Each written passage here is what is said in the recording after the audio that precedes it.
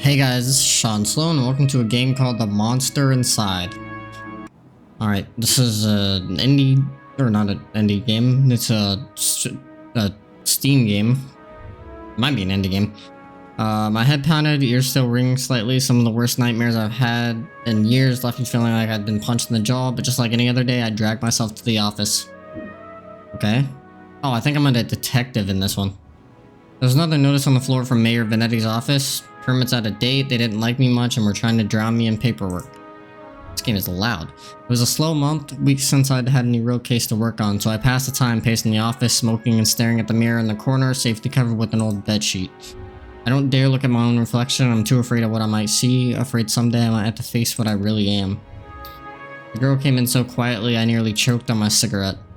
Mister, please, you gotta help me, mister. Calm down now, sit and talk slow. Yeah, what can I help you with? Please, no one else will listen to me. Go on. She eyed me with just a dash of suspicion, and I tossed back a handful of pills and chased them with a swig of whiskey. I could tell this might take a while. Her name was Lily. Okay. She told me she was his mistress, the man all over the newspapers, the infamous banker, Mr. Reginald Farnsworth. Mr. Farnsworth was a drunk, philandering bastard, but this girl seemed genuinely concerned that he had recently gone missing. Less concerned about the fact that Mr. Farnsworth's wife had just turned up dead in Central Park 2 nights ago. You don't understand, he just couldn't have done it. He hated his wife, but he couldn't have killed her. Everyone thinks it was him, and no one believes me. He's gotta be in trouble. I ain't saying I believe you, but what makes you think he's in danger? Well, Jack. You can just call me Jack. Jack, whoever did that to his wife must have been the one who took him. He would have never left without me. He promised me. I'm sure Mr. Farnsworth promised this poor girl a lot of things. Please, the cops won't listen to me and they want to bring him in on charges. You gotta prove it wasn't him before they find him. Honestly, I doubt they are in too much of a hurry. Farnsworth had practically the entire police force in his deep pockets, probably why they hadn't found much yet. If they found him and brought him in, it would be due to public pressure. Sometimes a mob with pitchforks is more dangerous than one man with money. I can help you. We'll get to the bottom of it. Sure, I'll help her. Oh, thank you, Mr. Jack. Thank you, but please be careful. I don't think it was just any murderer or kidnapper. I think it was a beast. Huh? Beast. The word struck me funny, like when you jar your elbow in a hard corner. Not a word many use these days, except in hush whispers and bedtime stories for children. Oh, they were real enough, alright, but they just get better at hiding, controlling their unseemly urges, but I hadn't seen any monsters in nearly 15 years, back when I was still a cop myself.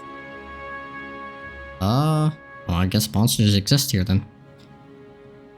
If the detective were... Well, that's definitely an interesting theory. I have a feeling about it. Something tells me you can get to the bottom of it. You're good at this sort of thing. Sure, can't you see how busy I am with cases? I replied a little too harshly. Sarcasm wasn't my strong suit. I reassured her some more and sent her on her way. I didn't want to scare her, but I warned her before she left to keep her doors locked and call me if she saw anything suspicious. I didn't know if she was in any danger herself, but better safe than sorry. Yeah?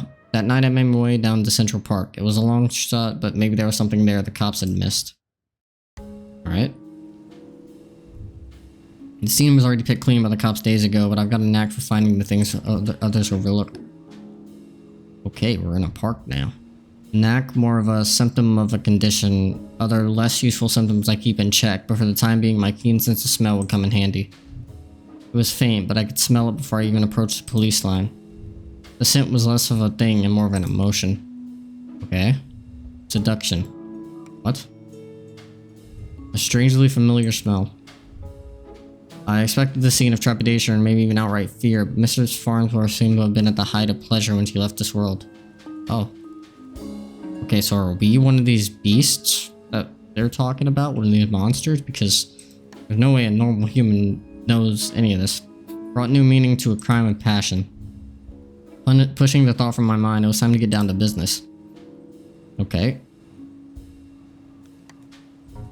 Muddy footprints everywhere, difficult to pick out anything from the prints the cops left behind in their haste.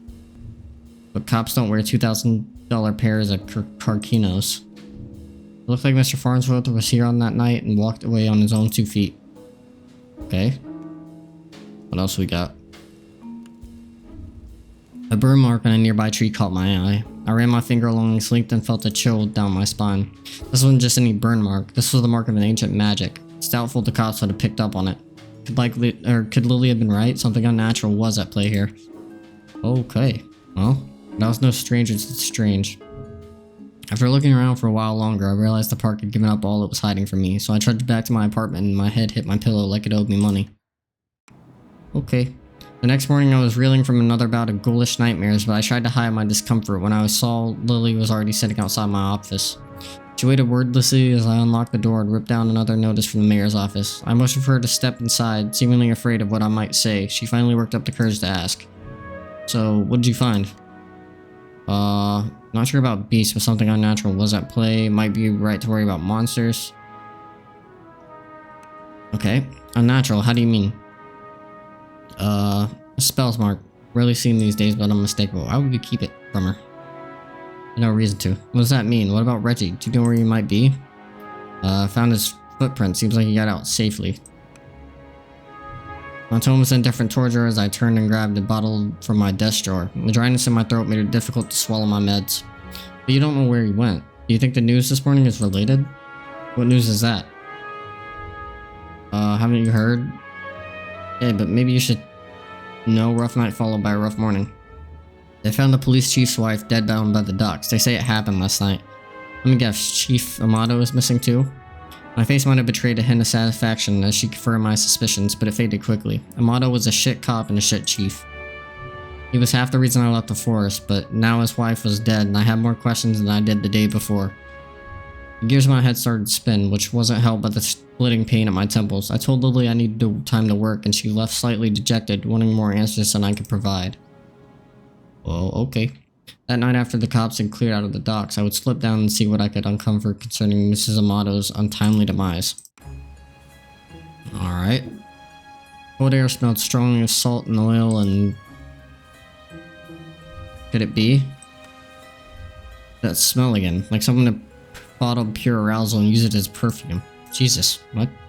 It hit me like a long-forgotten memory, but the sensual fumes soon gave way to a rush of adrenaline. I knew exactly what the scent reminded me of, and that scared me more than not knowing. I looked down at my hands, shaking, the nightmares, the headaches. No, I was better now, reformed. I was right. I had to focus, no jumping to conclusions, follow the evidence. So are we the one who killed them? Red Phoenix cigarette, same shitty brand I smoke every day. Everyone's got their vice. Oh. There, just there, the smallest piece of purple fabric, torn and caught in the splinter of a board. The police report didn't say anything about Mrs. Amato wearing purple. It was certainly of a quality that you wouldn't expect down here. You don't see too many high society types around flaunting royal purple threads. I pulled out my own pack of reds and lit up. I could already feel another headache coming on, but looking out over the waves seemed to help me forget. The cold helped me push down the uncomfortable thoughts that had been bubbling to the top of my brain. I honestly don't remember the walk back to the office. Apparently I spent the night in my easy chair. The air from the docks lingered on my clothes. It was still dark out. No, I checked the clock. How long had I been out? Had I really slept through the entire next day? The newspaper was sitting down under the door. As I stood to fetch it, I nearly fell over. A wave of nausea hit me like a ton of bricks. I steadied myself and regained my composure. Before I even picked up the paper, I could already read the headline. Breaking. Mayor missing. Wife found dead. 2 cases is a coincidence. 3 is a pattern. The cops will come asking questions soon. They knew I had a history of antagonizing all the victims. I stumbled to my desk and slammed back 3 days worth of inhibitor pills. I couldn't take any chances. I had to investigate the scene to be sure. I threw on my jacket and went to the door. Lily caught me off guard on the other side. Jack, where are you off to? I've been trying to reach you all day. I'm sorry, Lily, but I don't have time to talk. I've just been busy. Okay, that one. Okay, but we need to talk when you get back. Stay safe. Okay, Lily. She gave me a soft kiss on the cheek as I rushed off. Part of me wanted to stay and tell her it would be okay, but it would be a lie. Okay. The alley was located just behind the high-rise apartments where Mayor Venetti and his wife lived. I could tell the police were spooked now. The crime scene was even sloppier than the last. They hadn't even bothered to submit the trash and evidence. Why wouldn't they at least look through the dumpster? It seemed untouched. No one wants to do the dirty work. But I know how to find the good stuff. It really doesn't take long if you know what to look for. Lightweight bags usually mean someone was dumping documents. If you were lucky, they didn't bother to shred them. Jackpot. Shell companies, shady stock trades, bribes. I knew Mayor Benetti was crooked, but this was unbelievable. And there were more. Letters between Mayor Benetti and Chief Amato, talking about me. How they were trying to get me shut down. They didn't like me snooping around crime scenes all the time. Well, they weren't here to stop me snooping around this one. Oh, well. Benetti's car. If he's still alive, why wouldn't he have left in his car? It didn't make any sense. I honestly wasn't too motivated to find him, but the stakes were too high, and my bet was edging towards the unthinkable. As I searched around for anything that might assuage my fears, I caught the scent again. It overwhelmed my other senses with an undulating pleasure. It was intoxicating. A weapon used on the weak-willed. A weapon I knew all too well, though it had been many years since I had used it. Was there another like me? Was I being framed? It wasn't possible, was it? I was taking my inhibitors. I was reformed. The nightmares, the headaches, the memory lapses. I couldn't even trust myself. I started walking back out the alley when something shiny caught my eye. A watch. Not just any watch, though. My watch. How long had my wrist been bare? Surely I just dropped it when I first came down the alley. I checked the time just before I left the office, hadn't I? Or had I used the wall clock? I couldn't be sure. I couldn't be sure of anything. So I ran. Okay. Well, it's looking more and more like we're the ones who did it. I don't know why I ran back to the office. The cops would probably show up any minute to knock the door down and cart me away. They would put it together before long. Maybe it would be best for everyone if I simply faced my own reflection. But Lily was still there waiting for me. Jack, what's wrong? You look like you've seen a ghost. My own ghosts come back to haunt me from the past. You're not making any sense, Jack. Come sit down.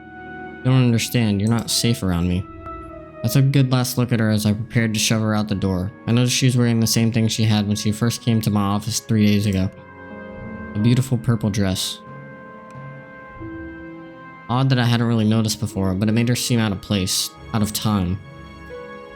It was frayed around the edges, torn in places. My chair caught my fall as my knees failed me. It was you. You're the monster, succubus. Oh, Jack, we were one and the same, you and I. We were both monsters. I'm simply more honest with myself. There's no such thing as reformation. Those pills you take only make you dull. Okay, I mean, honestly, I knew it was between one of the two. Beasts like us should never suppress our true natures as you have incubus. Those men were probably dead too now, I figured. She probably took them to her lair and harvested their seed. I don't like any of the wording on that. So you've done all this just to wake me up? You could say that, though it seemed enough to just have you doubt yourself. You believed you were still capable of such horrors, which means deep down you probably are. You can't escape it. Now I need you to complete the deed. You took my watch, messed with my head. Oh, don't act like I didn't do you a favor. Those men hated you and wanted you gone, and now they're gone. I mustered the strength to stand again, moving casually to the window by the corner. She was right about one thing. I was dull, weak compared to her. If I refused her and she attacked me, I was a dead man. I had to keep her talking. Never met a succubus who seduces and kills women. Oh please, such a 14th century stereotype. I don't discriminate when it comes to pleasures of the flesh. Okay, but I do still need an incubus like yourself to take the tainted seeds I've harvested from those awful men and plant it among the fertile masses for me. I'm tired of draining my lovers just to survive. I'm ready to settle down and start a family. That maniacal laughter. I positioned myself carefully, making sure she was looking my direction. Sorry, but I'm not your guy. With a quick flick of my wrist, I whipped the old bedsheet off of the corner mirror. Lily was blinded by her own reflection and sucked into the mirror with a painful, monstrous scream. Trapped. Shutting my own eyes, I pulled a revolver from my desk side drawer, aimed it at the mirror, and fired. Okay. Well. Alright. Well, that was the monster inside. Okay, that was pretty interesting. Yeah. It kind of went basically exactly how I expected, honestly, but it was still fun. I mean, I knew it was going to either be the detective or Lily to be the one doing the stuff. I wasn't expecting the succubus incubus type thing. That one caught me off guard, but yeah, so anyways, Thank you guys so much for watching, and I will see you guys in the next one. Alright, later guys. Peace.